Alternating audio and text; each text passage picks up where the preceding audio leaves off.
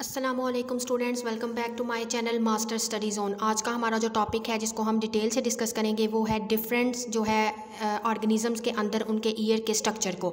Reptiles के अंदर, birds के अंदर, मैमल्स के अंदर एंड देन ह्यूमन का जो ईयर है उसको हम डिटेल से डिस्कस करेंगे। अपना लेक्चर स्टार्ट करने से पहले मैं आपको बता दूं कि आपको मेरे प्रीवियस लेक्चर में कोई कन्फ्यूजन हो, किसी का कोई क्वेश्चन हो, प्रैक्टिकल के हवाले से आपको कोई मटेरियल चाहिए, इसके अलावा आपको ज़ूलॉजी, बॉटनी, केमिस्ट्री के किसी भी टॉपिक के ऊपर स्पेसिफिक वीडियो चाहिए या इसके अलावा आपको कोई नोट्स चाहिए और जितने भी माइनर सब्जेक्ट हैं, इंग्लिश है, साइकोलॉजी है, उसके आपको नोट्स चाहिए या कोई स्पेसिफिक टॉपिक पे आपको लेक्चर चाहिए तो आप मुझे कमेंट सेक्शन में भी मैसेज कर सकते हैं। इसके अलावा डिस्क्रिप्शन में मेरे व्हाट्सएप का लिंक दिया गया है, आप वहाँ से व्हाट्सएप ग्रुप को ज्वाइन करें। स्टडी से रिलेटेड आपको कोई भी प्रॉब्लम हो आप मुझसे शेयर करें, इंशाल्लाह मैं आपकी उस प्रॉब्लम को सॉल्व करने की पूरी कोशिश करूँगी। ईयर ऑफ रेप्टाइल्स की अगर हम बात करें तो डिफरेंट रेप्टाइल्स के पास ईयर्स का स्ट्रक्चर डिफरेंट होता है। बेसिकली जो उनका इनर ईयर है रेप्टाइल का वो एम्फीबियन की तरह ही सेम होता है। स्नेक्स के ईयर के अंदर जो मिडल ईयर कैविटी और टेम्पेनम है वो प्रेजेंट नहीं होती। इनके जो जॉस की बोन है वो जो इनके ईयर्स की बोन है स्टेप्स उसके साथ आर्टिकुलेट्स करती है और रिसीव करती है सबस्ट्रेट पे होने वाली किसी भी वाइब्रेशन को। इसके अलावा दूसरे रेप्टाइल्स के अंदर टेम्पेनम प्रेजेंट हो भी सकता है और नहीं भी होता, और अगर प्रेजेंट होगा तो वो एक स्मॉल डिप्रेशन की फॉर्म में उनके हेड के ऊपर प्रेजेंट होगा। बर्ड्स के ईयर की बात करें तो बर्ड्स के अंदर ईयर वेल डेवलप होते हैं और कवर इनकी जो ईयर होते हैं वो इनके सॉफ्ट से लूज डेलिकेट फीदर के साथ कवर हुए होते हैं। इनके ईयर्स मिडल और इनर ईयर स्ट्रक्चर्स इनका सिमिलर मैमल्स की तरह ही होता है। जिस तरह के मैमल्स के ईयर के स्ट्रक्चर में मिडल ईयर और इनर ईयर प्रेजेंट है, इसी तरह बर्ड्स के ईयर में भी ये प्रेजेंट है। मैमल्स के ईयर्स की बात करें तो ऑडिटरी बहुत ज़्यादा सेंस जो है सुनने की हिस्स वो बहुत ज़्यादा इंपॉर्टेंट है मैमल्स, अर्ली मैमल्स के अंदर। और इनके अंदर फॉलोइंग ईयर्स को लेकर इनके अंदर एडाप्टेशंस भी आई। एक तो ऑरिकल्स, ईयर फ्लैप को ऑरिकल्स कहते हैं, एक तो मैमल्स के अंदर ये आया। सेकेंड ऑडिटरी कनाल जो कि एक ऑडिटरी ट्यूब है, वो इनकी जो है वो जो ऑडिटरी ट्यूब है वो जाकर ख़त्म होती है टिम्पैनम पे और डायरेक्टली जो है ये साउंड को मिडल ईयर तक कन्वर्ट करती है। थर्ड वन है कॉकलिया। कॉकलिया एक लॉन्ग कॉइल्ड सेंसरी स्ट्रक्चर है इनर ईयर का, जिसके अंदर बहुत से साउंड रिसेप्टर्स प्रेजेंट होते हैं और ये स्ट्रक्चर इनको प्रोवाइड करता है ईयर को बहुत ज़्यादा सरफेस एरिया ताकि उसके अंदर उतने ही ज़्यादा रिसेप्टर सेल्स प्रेजेंट हो। तो इस तरह से मैमल्स के अंदर जो है वो ग्रेटर सेंसिटिविटी पाई जाती है वॉल्यूम और पिच को लेकर as compare to other animals. अगर हम बात करें स्ट्रक्चर ऑफ ह्यूमन ईयर्स की तो ह्यूमन का ईयर्स की 3 डिवीजन्स आती हैं, outer ear, middle ear and inner ear. Outer ear जो है वो कंसिस्ट करता है ऑरिकल और एक्सटर्नल ऑडिटरी कनाल। ऑरिकल जो है वो फ्लैप है। इसके अलावा मिडल ईयर जो है ये इनका स्टार्ट होता है ह्यूमन का टिम्पैनिक मेम्ब्रेन से और एंड होता है जाकर स्कल के इनसाइडली। 2 छोटी मेम्ब्रेन्स ओपन होती हैं जो कि मिडल ईयर के अंदर पाई जाती हैं, जिनको हम ओवल और राउंड विंडोज़ भी कहते हैं। उसके अलावा स्मॉल ऑसिकल्स यानी कि बोन्स प्रेजेंट होती हैं और इसके अलावा ये बोन्स जो है ये प्रेजेंट होती हैं टिम्पैनिक मेम्ब्रेन और ओवल विंडो के दरमियान में। और स्मॉल ऑसिकल्स जो हैं इन मेन जो बोन है ईयर्स की वो है मैलियस, इंकस और स्टेप्स।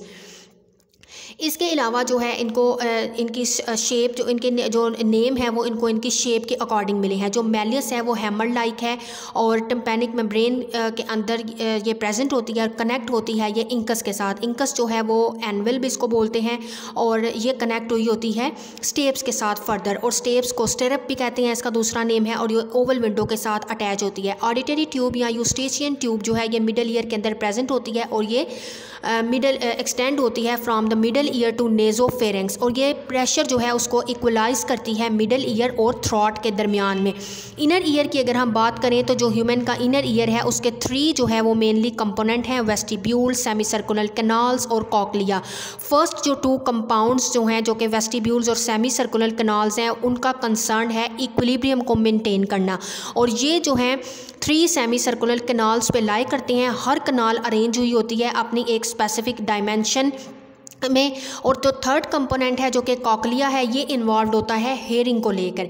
अब अगर हम प्रोसेस की बात करें कि हेयरिंग होती कैसे है, हम सुनते कैसे हैं, तो वो किस तरह से है कि साउंड वेव जो है वो आउटर ईयर से आकर टकराती हैं और एक प्रेशर वेव क्रिएट करती हैं। वो प्रेशर वेव टिम्पैनिक मेम्ब्रेन तक पहुंचती है। वो प्रेशर वेव जो है वो उसके अंदर वाइब्रेशंस प्रोड्यूस होती हैं और वो वाइब्रेशन जो हैं वो प्रोड्यूस होती है टिम्पैनिक मेम्ब्रेन के अंदर। देन ये जो वाइब्रेशंस प्रोड्यूस होती हैं वो फर्दर मूव करती हैं जो है ईयर की जो अंदर बोन्स हैं उधर मेलिस तक पहुंचती हैं on the other side of the membrane. इसके अलावा जो कि हैंडल है मेलियस का वो आर्टिकुलेट करता है विद द इंकस, और देन फिर इंकस भी फर्दर वाइब्रेट करता है और वो वाइब्रेशन जो इंकस में प्रोड्यूस होती हैं वो फर्दर फिर दोबारा वापस आती हैं स्टेप्स तक, बैक एंड फोर्थ इनकी जो है वो वाइब्रेशंस बैक एंड फोर्थ होती रहती हैं against the oval window. Then जो मूवमेंट है वो ओवल विंडो के ऊपर वो एक प्रेशर चेंजेस को सेटअप करती हैं और वाइब्रेट करवाती है इनर ईयर के अंदर जो फ्लूइड है उस फ्लूइड को जो है वो वाइब्रेट करवाती हैं और वो वाइब्रेशन देन ट्रांसमिट होती हैं बेसिलर मेम्ब्रेन के अंदर। बेसिलर मेम्ब्रेन जो है वो स्टार्ट करवाती है वाइब्रेटिंग के प्रोसेस को, और बेसिलियर मेम्ब्रेन जो है ये एक हेयर लाइक स्ट्रक्चर्स है ईयर के अंदर जो कि इलास्टिसिटी को प्रोड्यूस करवाता है। नेक्स्ट वन आता है ऑर्गन ऑफ कॉर्टी। ऑर्गन ऑफ कॉर्टी जो है वो बेसिकली प्रेजेंट होता है बेसिलियर मेम्ब्रेन के अंदर। ऑर्गन ऑफ कॉर्टी जो है वो हेयर सेल्स हैं और ये कांटेक्ट होते हैं विद ओवरलाइंग टेक्टोरियल मेम्ब्रेन के साथ, और ये मेम्ब्रेन जो है वो बेंट होती है, प्रोड्यूस करवाती है जनरेटर पोटेंशियल को प्रोड्यूस करवाती है और ये कॉज करवाते हैं बेसिकली एक्शन पोटेंशियल, और वो एक्शन पोटेंशियल ट्रेवल करता है along the vestibular cochlear nerve में और देन वो पहुंचता है ब्रेन तक ताकि उसकी फर्दर प्रोसेसिंग जो है वो हो सके। नेक्स्ट जो मूवमेंट होती है ये मूवमेंट जो राउंड विंडो में होती है और वाइब्रेशन वहाँ पे फैल जाती हैं कॉक्लियर फ्लूइड तक। ह्यूमन ईयर जो है वो उसकी लो पिच साउंड जो है उसकी है 20 साइकिल, बिलो द 20 साइकिल्स पर सेकेंड। यंग जो चिल्ड्रन है वो हाई पिच को जो है वो सुन सकते हैं, वो होती हैं अप टू 20,000 साइकिल्स पर सेकेंड।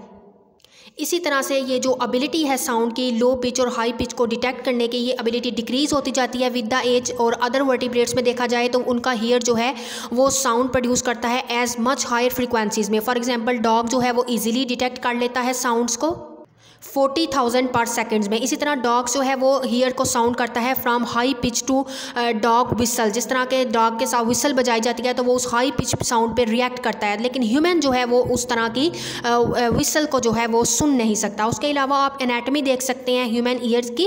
ह्यूमन ईयर की एनाटमी में ये देखें, ये पिन्नाई प्रेजेंट है, ये जो है ऑडिटरी कैनाल है, उसके बाद मिडल ईयर का स्ट्रक्चर है, ये जो गोल राउंड शेप में है सेमी सर्कुलर कैनाल और कॉकलिया है। सेमी सर्कुलर कैनाल प्रेजेंट होती हैं। ऑसिकल जो कि 3 मेन हमने पढ़ी हैं जो कि इंकस, स्टेपस और मेलिस हैं।